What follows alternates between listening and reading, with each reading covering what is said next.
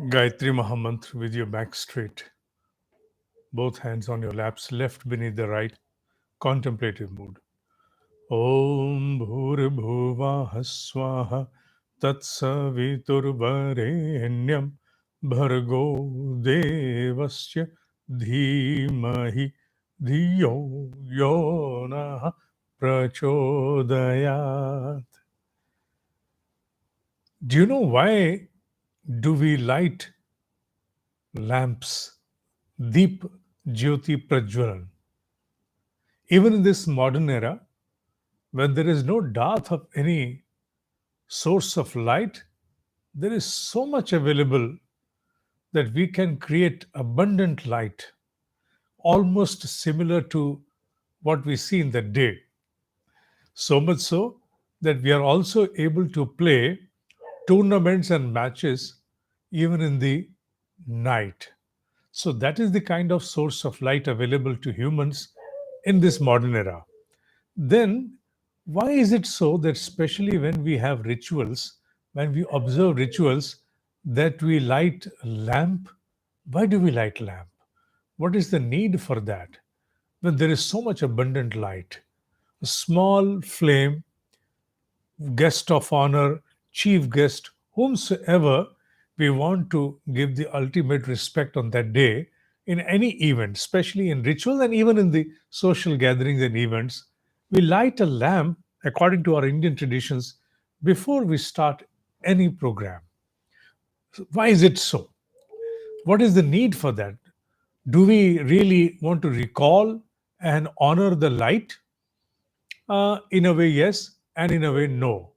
Then what is the actual reason for that? The purpose for that? What is the primary intention? You see, in the five elements, starting from the sky, air, fire. Fire is the foremost element which is visible and can also be felt with touch. It's visible. The air can be felt, but you cannot see it with your open eyes. The sky, of course, you can say there is sky, but there is no other form of recognizing or associating with it in the forms of your sensorial drivers, except to an extent a subtle dimension of the travel of the word. Anyway, we have to understand that since the fire is the most primary element which is visible to the humans and can be felt as well, thereafter comes the number of the water, and at the end is the earth. So fire being the foremost visible element, and even we can touch it, that's why it is revered the most. And apart from that, there is also another prominence with this particular element holds, and that is that when you add your emotions to that, which I'll term the most befitting word for that is not available in English language, that's available in Hindi and Sanskrit, and that is bhava. When you associate bhava with uh, fire, then fire enables your bhava travel to the subtle dimensions. That is why the yagagni, yagya agni, the ritualistic fire when we offer oblations along with the mantra holds a special significance. Whatever we want to convey to the subtle dimension for any kind of transaction becomes easier through the fire. Well, the modern science may not approve of this understanding at present because they do not hold much of an equipment which can withstand the perspicacious aspects of this kind of an understanding. But yes, the ancient Indian wisdom has been gathering the inputs of this information since the times unknown. So that is why the fire holds a very special significance in our ancient traditions. Not only that, that we have brought it from our own ancient traditions, from the corridors of spirituality to religion, and even from religion to even our socio and even political functions, wherever we find that there is some sort of a political gathering. And if they want to give a start to any event, we light a lamp. So unknowingly, in actual, it is paying an obedience to the foremost element which is visible to our sensorial drivers and can be felt as well. And at the same time, unknowingly, we also affirm that the fire has the potential to take our message, something that we hold deep in our chest, to the subtle dimensions so that we can transact even with the subtle dimensions to manifest something.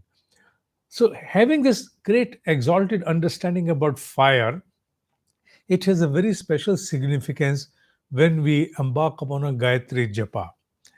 Upon Gayatri Japa, the lighting of the Deepak holds a lot of importance. When we light a Deepak, that doesn't mean that you should not start your Gayatri Japa, your Gayatri Mantra practice without lighting a Deepak. That does not mean that. There are modern confinements these days, there are conditions laid down. If you have a fire in your home, then the alarms, the smoke alarm, etc., fire alarm, they might trigger and they may be a problem. So there are limitations for you. But of course, a small lamp may not trigger the fire alarm. It's so small. Otherwise, if it is more of fire, then obviously they can even trigger the alarm with the smoke as well. So with a small Deepak, it's not going to trigger the fire alarm, but yet a premonition must be observed based upon where you are staying, upon your local surrounds. So, if you are able to, I'm now saying if you're able to, I'm not laying down it is as a condition. So, if you are able to light a deepak, a lamp, jyoti, so try to light it while you sit down for your japa. Yes, there are certain arrangements to be done. You need a small deepdan which can behold that wick.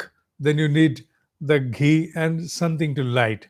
Of course, that's an arrangement that you certainly have to make. But in practice, when you get on, then it's not a problem for you to arrange for a deepdan, clean it every day with just a little of soap and water. The entire fat which is immersed into that, it gets washed away. So take a deepak, wick, they're ready-made available these days, and a little bit of ghee you can add. Not that you have to light it for hours together. Even if it is able to light for 5 minutes or 10 minutes, your purpose is well served. Now, what is the benefit of that apart from holding this kind of a spiritual and a scientific relevance according to our ancient traditions? There is another aspect to that. We have been discussing since past about 3 to 4 episodes into the same series of Gayatri Mahamantra that how to confine this mind, this wandering mind, which wants to unmindfully charter on its own voyage and own journeys. How do we confine it? And the best method, according to ancient tradition, is you navigate it, you steer it. You may not be able to stall its activity in entirety. That's not possible. So then what is the way out? The way out is that you navigate it. You enable it to move, but enable it move upon those objectives, upon those dharana in the form of swapping, which you have already ascertained, like a rising sun, orange ball, like image of goddess Gayatri, like listening to your own sound that you murmur within of the Gayatri Mahamantra, observing your own uh, japa. And now we add another fourth one to that. And what is that? Observing the Deepak. When the Jyoti is lighting, it has a beatitude of rising upward with all darkness around. Even a small lamp is enough to challenge within its own ambit the darkness that is there. So it also holds a lot of inspiration for us. It's not only that it has a spiritual scientific significance according to ancient traditions, it also has a philosophic and a motivational aspect. And apart from that, yes, to confine your mind, it holds a lot of significance. While you are into your practice, if you feel like that you're not able to hold your mind upon the image of Goddess Gayatri, you're not able to hold your mind upon the rising, that orange ball, you're not able to focus much upon that your own japa that you're murmuring or the incantation going on in a silent sphere. You're not able to hold on. Then you have an outward mode available to you, whereby you can open your eyes. And the best is to try something which I practiced for a considerable period of time, not now, and that was to close your eyes half lids closed. So what happens? Automatically a refraction transpires whereby you feel as if the rays of the jyoti, the lamp, they are trying to reach out and penetrate you through your own eyes. That's a beautiful experience which you have. And if you don't do that, even if you with your wide eyes open, if you sight the lamp, it's a wonderful mode of concentration. You can observe the light with the way it is moving, the way it has got that blue tinge in the deep, in the depth of it, in the center of it. Every flame has got its womb, which is blue, deep in the cavity, the centralmost cavity. If you see that core, it is bluish. So try to sight that blue, then the color runs golden, the effulgence runs golden on the outward periphery. Observe that flame which is rising and try to focus your attention upon that. That not only gives you an opportunity to concentrate upon the flame and enable your mind steer according to your own will, but at the same time you're also able to concentrate, develop your concentration on outward terms as well. Under Tratak, we have two kinds of Tratak. One is Antah, one is Bahya. The external and the within and without.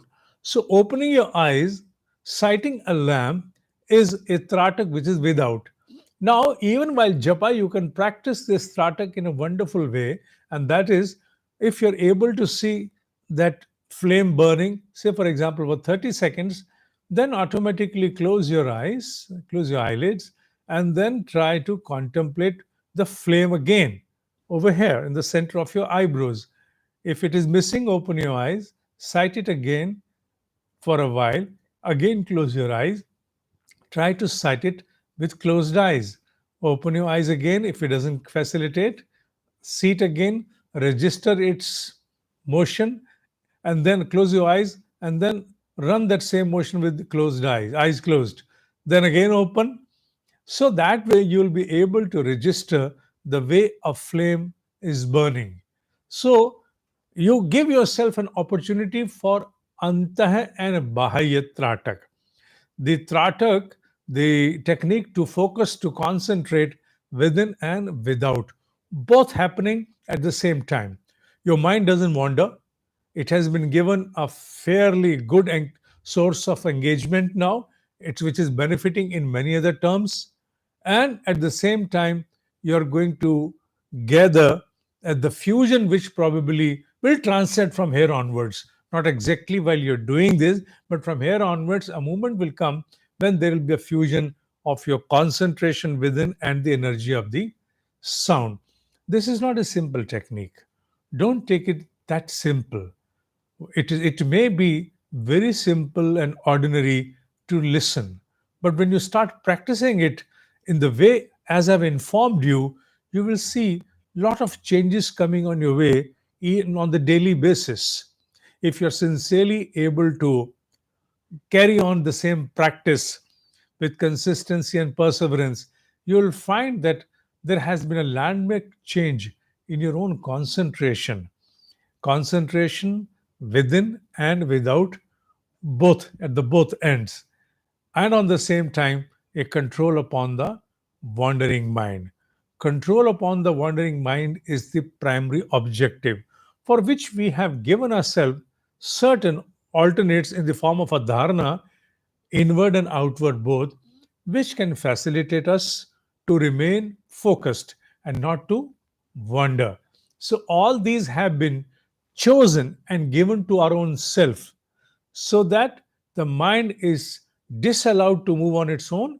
It is allowed to move, it is allowed to swap, but upon objectives that we have already ascertained. That way, the mind tries to learn how to comply the discipline which is given to us. Even the animals, when they train animals, this is the same way. They try to enforce certain mandate upon them. Of course, they also have For the animal trainer, they have another aspect, and that is to allure the animals for something to eat, etc.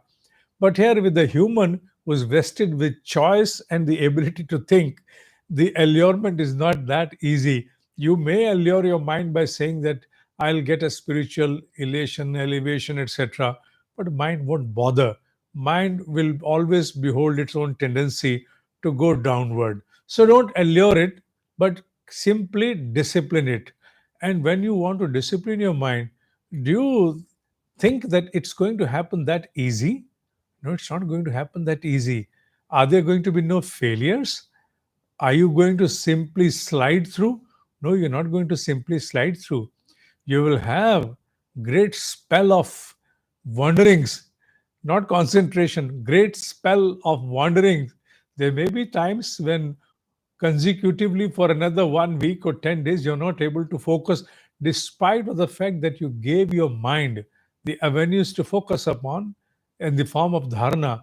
It goes beyond your control at times, it runs beyond your control, for a reason that we are householders. We are living an ordinary life where we confront the challenges and complexities of the life.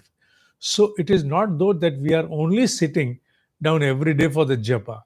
The Gayatri japa we may be practicing for a duration of 10 minutes, 20 minutes, 30 minutes, or an hour. What about the remaining 23 hours or 23 and a half or 23 and three quarters more? What about that time period?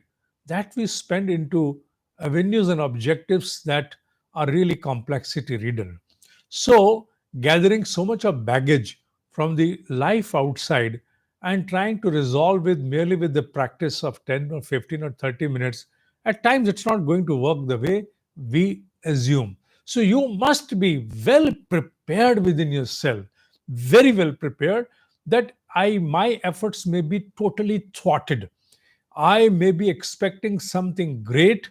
It might turn up for a couple of days, but again, after a few days, I'll see that everything which was a form of a blissful joy being experienced, the kind of concentration and absorption which I had, is no more there. Where has it dissipated? It has vanished. And then you try to seek and hunt that kind of an experience, anubhuti. Don't worry. Don't hunt for anubhutis. You must hold on to your own perseverance, your own compliance of the discipline. Do not worry about the anubhuti. They may come and they may disappear for a fairly long period of time. Do not be enslaved by anubhuti, that is experience. Let the experience work at a dimension which is not to your notice.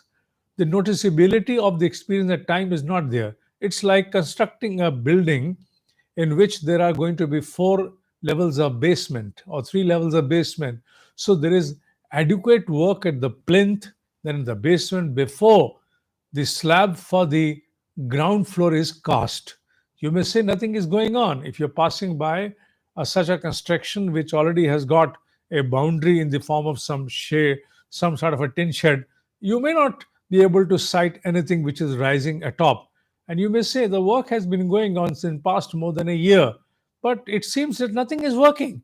At times it appears that the work has been stalled, but no, the work was on. It was at the plinth, which has to hold a lot of weight, which is going to be atop the building. Then again, it was a work for the basement levels for the parking going on. And now it is a moment when the slab of the ground floor has been cast. The similar goes with the sadhak. Now, sadhak may presume, in the absence of experiences coming his way, in the absence of the kind of sought concentration, the kind of exuberance that you seek within, that it's nothing. I think all my efforts are going in vain. All is futile. It's all exercise of futility. So, no fun in carrying on. No, it's not that. The work is going on. At time, work may prolong. It may prolong. But remember once and forever, whenever you enter spiritual practice of consciousness, nothing goes in vain. Everything is under construction. There is something in making within you. It may not appear, not come to your observation on the apparent aspects, but yes, there is something going on. And the changes surface maybe not in the manner which you seek, maybe in the manner that they are now altering your perceptory windows. Your perceptions are undergoing a lot of changes. The entire way of your thinking and perceiving situations have now altered. Things have now become very different to you. The same world is being perceived with a different perception, with different glass. Now, what has happened now? The happening has transpired by the energy of the mantra at a very different level. May not be the same level which you seek. Why I'm adding this? Because when sadhaks start practicing, initially they have, at times they have a lot of good experiences, and those good experiences then later on disappear. And they disappear because the work starts going on at your own depths. And remember, your work which you're doing through your spiritual practice has to combat on various fronts. Your awareness has been fragmented and assigned into several portions within yourself, which you are not even aware of, including the silent working which is going on within your body, that also being run by something, some motor is running behind you at the end of the consciousness, some programming, some fuel is being given to it by the way of consciousness. So you do not know where what is working. Your work, the energy has to confront not only your physical ends, your mental ends, your complexity ends, your challenges end, but also at the end that it has to undo in order to do something. So, at so many grounds and levels, the work is on. So, your expectations have to be scaled accordingly. So, don't make your expectation run. At times, we listen others that when they inform us, we have this kind of an experience. I had an exalted experience. I had that kind of an experience, and we try to compare ourselves the same way as we did in our schools during exams when the other kids used to seek for additional sheets one after another, and we used to feel deprived whether we are short of expression or knowledge. People are accomplishing much. And then when the results turned up, we came to know that they were simply filling it up. So don't get merely being deflected by the experience of other people if you come across anyone's experiences. You are in your own a sovereign republic. You are a sovereign republic in your own individual capacity. So be within yourself and let everything transpire within yourself.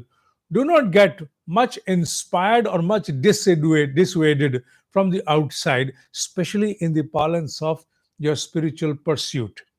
Yes, when you come to worldly affairs, we certainly get motivated from others, what others accomplish.